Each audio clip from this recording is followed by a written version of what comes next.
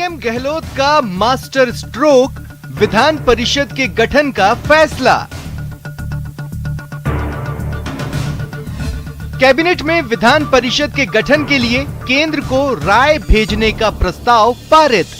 माननीय मुख्यमंत्री जी ने पूरी कैबिनेट की सर्वसम्मति से ये प्रस्ताव पुनः कैबिनेट को आज पास कर दिया गया, भिजवाएंगे कि हम चाहते हैं लोगों को मौका मिले, कार्यकर्ताओं को मौका मिले और विधान परिषद बने। शिक्षा मंत्री डोटासरा ने कहा, विधान परिषद की प्रक्रिया आगामी दिनों में होगी तेज। माननीय मुख्यमंत्री अशोक गहलोत जी के नेतृत्व में यहाँ पर विधान परिषद के गठन का प्रस्ताव सर्वसम्मति से पारित किया था। साल 2012 में भी गहलोत सरकार ने केंद्र को भेजा था प्रस्ताव। 9 साल बाद राज्य सरकार भेज रही है केंद्र को राय।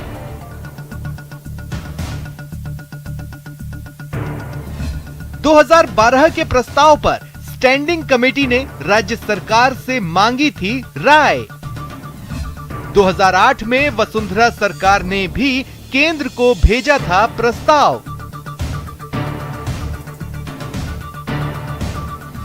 यूपीए शासन में ही गहलोत सरकार का प्रस्ताव केंद्र में अटक गया था। विधान परिषद बनाना संवैधानिक प्रक्रिया पूरा होने में लग सकते हैं कई साल। प्रस्ताव विधानसभा में तो हो जाता है पास, लेकिन संसद में अटक जाता है।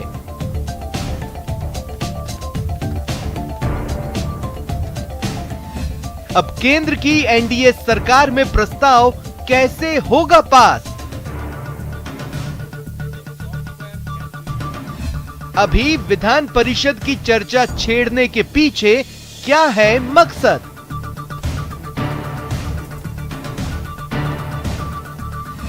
माननीयों की मौज।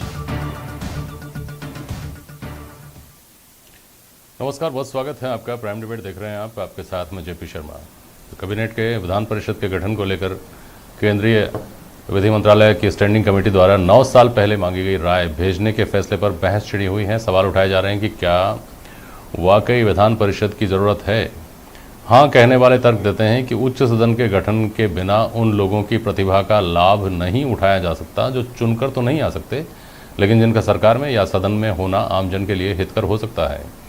ना कहने वालों का सबसे बड़ा तर्क फिजूल खर्ची का है। खर्चा बढ़ाने के अलावा कोई फ़ायदा दूसरा उन्हें इसमें नज़र नहीं आता। जो हो, विधान परिषद का प्रस्ताव भेजने के बाद प्रक्रिया इतनी लंबी और पेचीदा है कि ऐसा हो पाएगा या बहुत जल्दी हो पाएगा, इसकी उम्मीद बहुत कम ही है।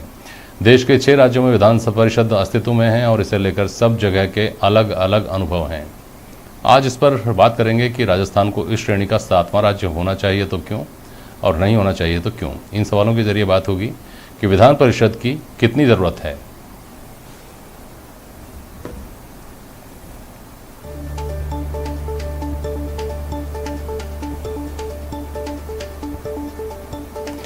मंशा क्या है, कामकाज की बेहतरी या अपनों को एडजस्ट करना?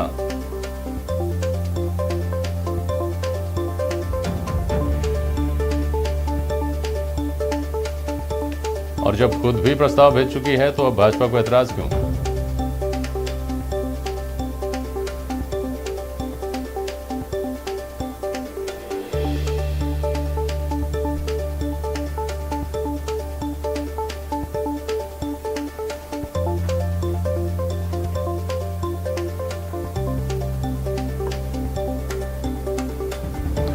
जितेंद्र गोठवाल जी हमारे साथ, भारतीय जनता पार्टी के नेता, पूर्व संसदीय सचिव। आर तिवारी साहब हैं, कांग्रेस के नेता। महेश शर्मा जी वरिष्ठ पत्रकार हैं और सुरेश जैन साहब हैं। आप विधानसभा से जुड़े हुए मामलों की पत्रिका के संपादक रह चुके हैं। बहुत लंबा आपका सेवा काल रहा है विधानसभा में, बेहतर तरीके से समझते हैं इन सारी चीज़ों को। बहुत स्वागत करता हूँ आप सभी का। सबसे पहले तिवारी जी आपके पास आ रहा हूँ कि कोई चर्चा नहीं थी, अचानक की बात बाहर निकली, इससे क्या बेहतरी होगी, क्या फ़ायदे होंगे? आपके मित्र जितेंद्र गोठवाल जी को भी समझाइए और हमारे दर्शकों को भी समझाइए, फिर बहस को आगे बढ़ाते हैं। आर तिवारी साहब। देखो जेपी साहब, देश में 2 सदनीय परंपरा हमारे संविधान में है, राज्यसभा और लोकसभा। वही प्रक्रिया 40 साल पहले 6 राज्यों में बनाई गई विधान परिषद और विधानसभा। विधान परिषद में वो साथी, और मेरा मानना तो ये जितेंद्र गोठवाल जी को तो स्वागत करना चाहिए राजस्थान के जननायक अशोक गहलोत जी के इस ऐतिहासिक फैसले को कि 2008 में तत्कालीन मुख्यमंत्री भारतीय जनता पार्टी की राष्ट्रीय नेता रही वसुंधरा राजे जी ने 2008 में ये प्रस्ताव पहली बार दिल्ली में भेजा था, और उसके बाद में 2012 में जब कांग्रेस की सरकार थी, जननायक ने उस प्रस्ताव को स्वीकृत करा करके कैबिनेट में फिर भेजा। इसके पीछे मंशा यही है कि जन सेवकों की संख्या में बढ़ोतरी होनी चाहिए। राजस्थान की जनसंख्या लगातार बढ़ रही है। जब राजस्थान 1949 में पहली बार अस्तित्व में आया था, उस समय हमारे राजस्थान की क्या जनसंख्या थी, और आज 2021 में हम 7.5 करोड़ हो गए। विधानसभा 170 की थी, आज 200 लोगों की विधानसभा है। तो विधानसभा का परिसीमन तो हम ज्यादा नहीं कर सकते, लेकिन देश के अंदर, राज्य के अंदर जो गुणीजन है, जो शिक्षाविद है, जो रंगकर्मी है, जो अपने क्षेत्र में अच्छे खिलाड़ी हैं, जो अपने क्षेत्र में पारंगत हैं, अच्छे लोग बाग चुनावी राजनीति से दूर रहते हैं, हार जीत का डर लगता है, लेकिन वो राज्य के लिए काम करना चाहते हैं, राज्य की जनता की बहबूदी के लिए काम करना चाहते हैं। और इसी मंशा को लेकर के तत्कालीन भारतीय जनता पार्टी के नेता वसुंधरा जी ने और फिर हमारे जननायक मुख्यमंत्री अशोक गहलोत जी ने ये प्रस्ताव दिल्ली में भेजा। आपने मेरे लिए बहुत सारे सवाल छोड़ दिए साहब, मैं लेकर आता हूं। लेकिन आज मैं जितेंद्र गोठवाल जी से कहना चाहता हूं, राजस्थान में 25 सांसद आपकी पार्टी के हैं, हमारी सरकार जरूर है, लेकिन हम दिल्ली में हमारा एक भी साथी प्रतिनिधित्व करने के लिए नहीं है। कल इस पर बहस हो चुकी है और फिर इस पर बहस कर लेंगे। देखिए, विषय को आप बदलिए मत। रारा तिवारी साहब, आपने कहा कि अच्छे लोग चुनाव नहीं लड़ते हैं। पहला तो मैं आपको इस बात की बधाई देता हूं जितेंद्र गोठवाल जी, इस टिप्पणी जो आपने रारा तिवारी साहब ने आपके ऊपर की है।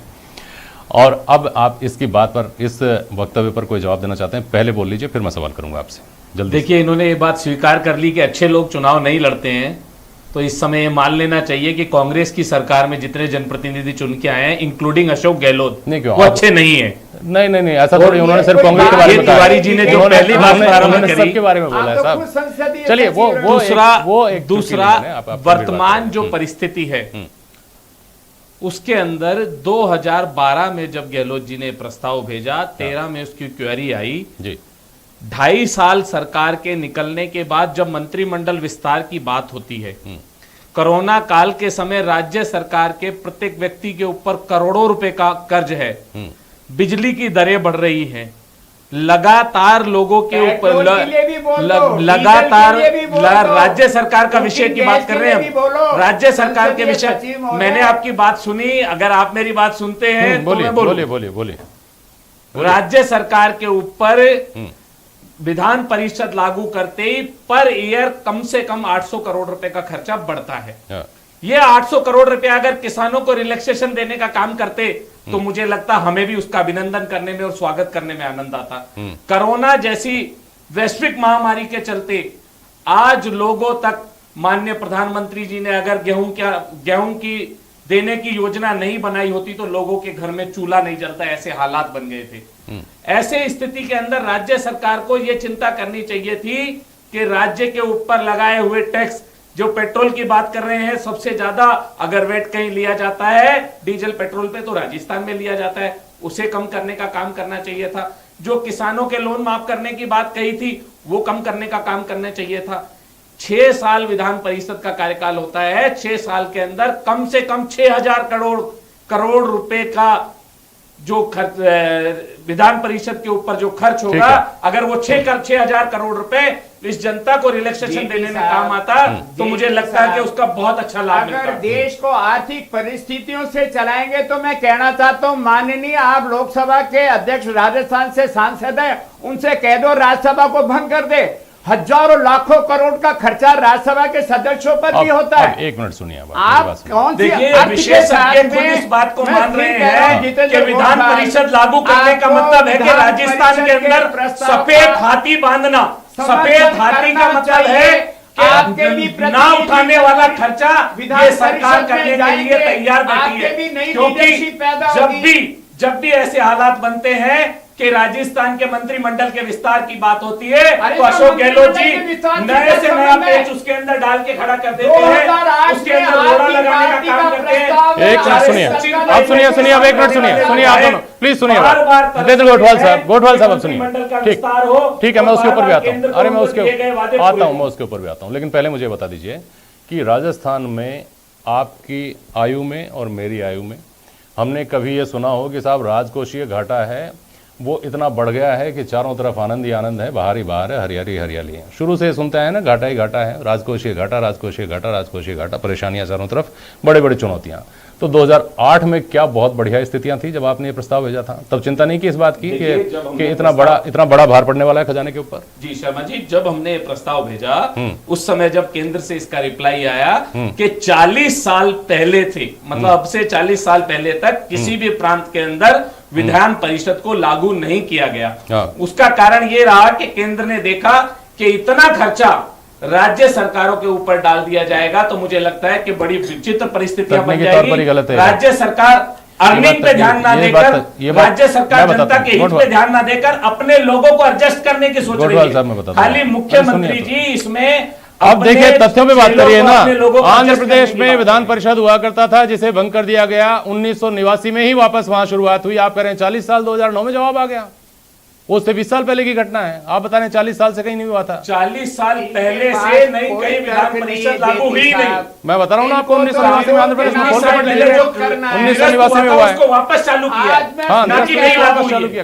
भंग कर रहा हूँ, आप जो देखिए भंग करने के बाद नहीं हुई, उसे निरस्त किया गया था, उसे वापस। लेकिन सुनिए, एक मिनट सुनिए। लेकिन तिवाड़ी जी, मुझे इस सवाल का भी जवाब दे दीजिए। आप कह रहे हैं कि जो अच्छे लोग हैं उनको प्रतिनिधित्व मिलेगा। ये अभी विधानसभा का सत्र शुरू होगा ना, मैं आपको अच्छे लोगों की फौज दिखाऊंगा जो विधानसभा के आसपास खड़े होकर के आंदोलन कर रहे होंगे। आप कलाकारों की, संस्कृति कर्मियों की, कला संस्कृति वाले लोगों की दुहाई दे रहे हैं ना। हर बार बेचारे या तो कोई किताब बनाएंगे, कोई कलम बनाएंगे, कुछ और बनाएंगे और अपने तरीके से प्रदर्शन, कोई पूछता भी नहीं, कोई देखता भी नहीं उनकी तरफ। जो संख्या बल में आते हैं ना, जो लाठियां खाते हैं पुलिस की और जिनसे पुलिस को भिड़ना पड़ता है, उनकी बात जरूर सुन लेते हैं। उन कलाकारों की आवाज कोई नहीं सुनता है, जिनकी आप यहाँ कह रहे हैं कि उनको नुमाइंदगी, पूरी बात सुन लीजिए ना, नुमाइंदगी देंगे। तो केवल ये कहकर के उन लोगों को लाने के लिए, उनका प्रतिनिधित्व लाने के लिए आप ऐसा करने जा रहे हैं, ये बात जस्टिफाई नहीं होती है। आर तिवाड़ी साहब, कम से कम मेरी नजर में। मैं निराशावादी नहीं हूँ जेपी साहब, बहुत अच्छी बात है।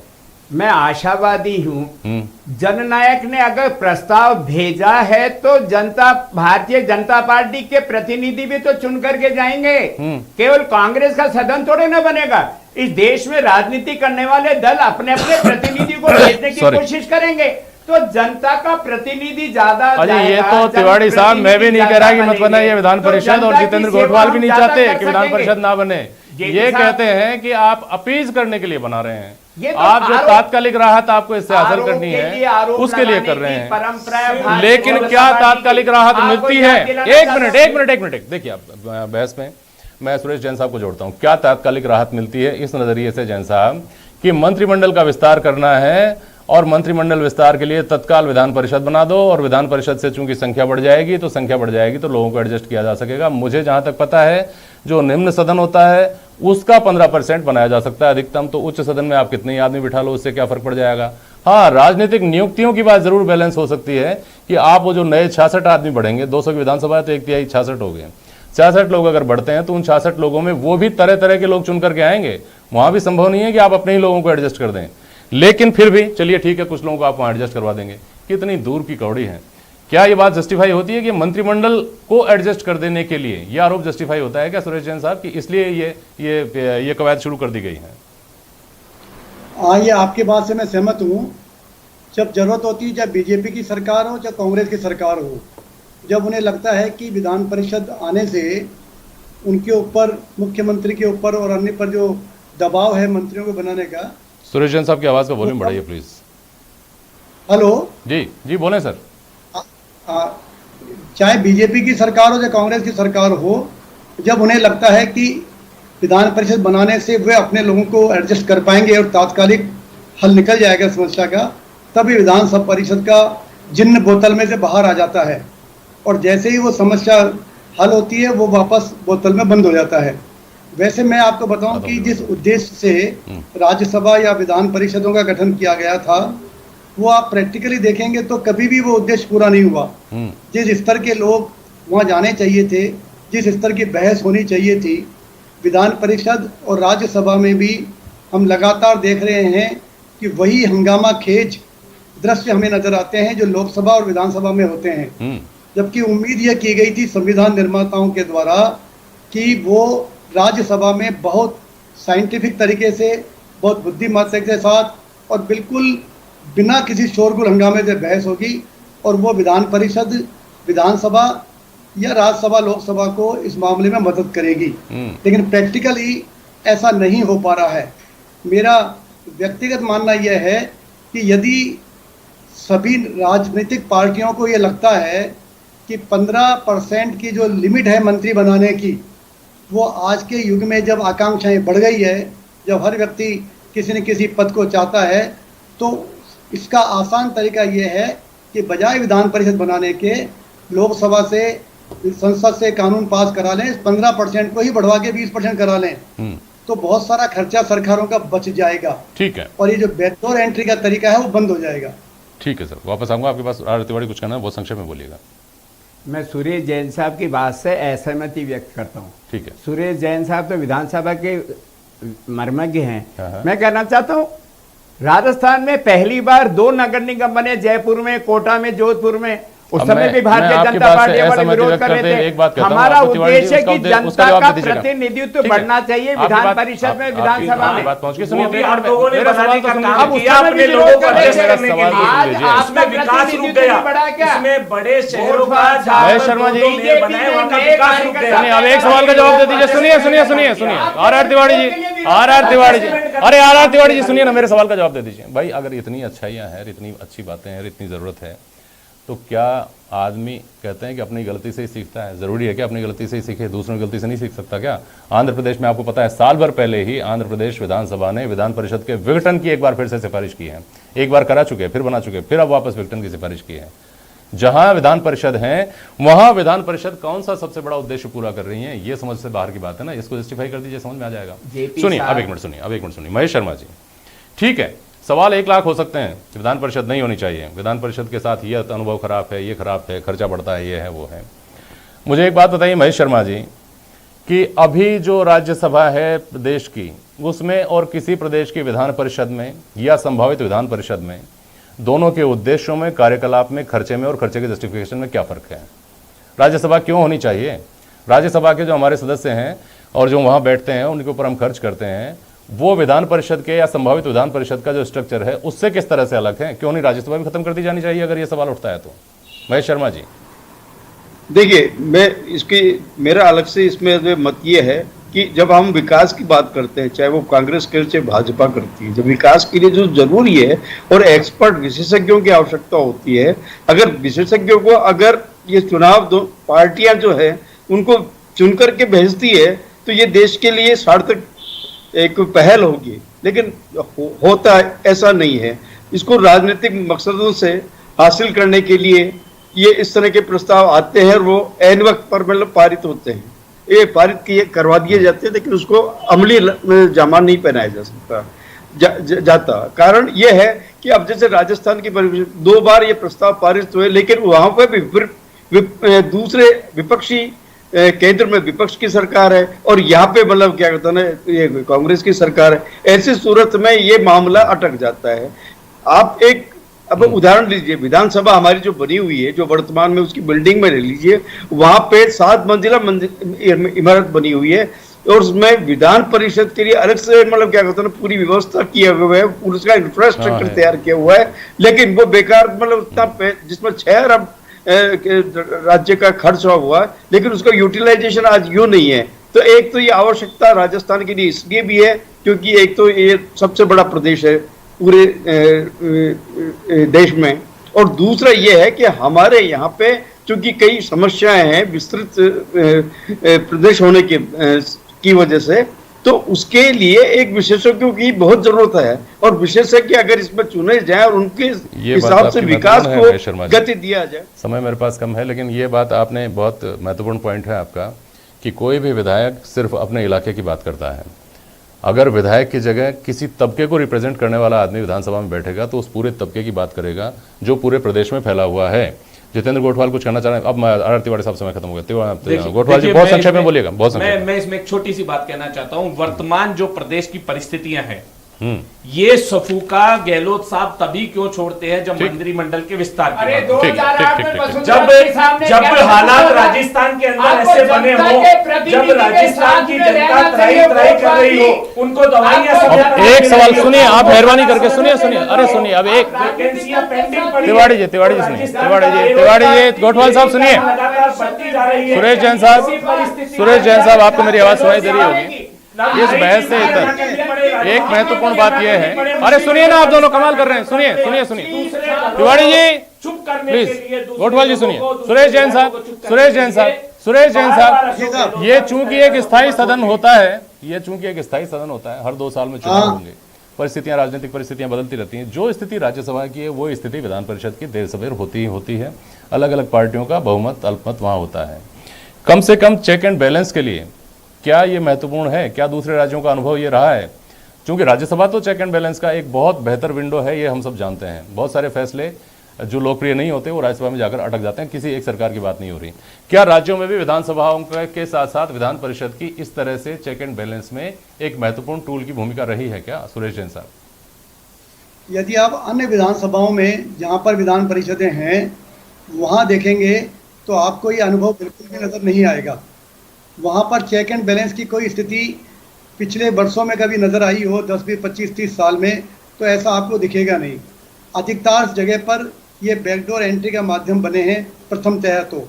दूसरी बात, इसमें जिन उद्देश्यों से, जिन कारणों से जो कलाकारों को, फिल्मी कलाकारों को, औरों को जो प्रतिनिधित्व देने की बात आती है, प्रैक्टिकली आप देख लीजिए अभी राज्यसभा में भी और विधान परिषदों में भी कि कितने उस तबके के लोगों को प्रतिनिधित्व वास्तव में दिया गया है।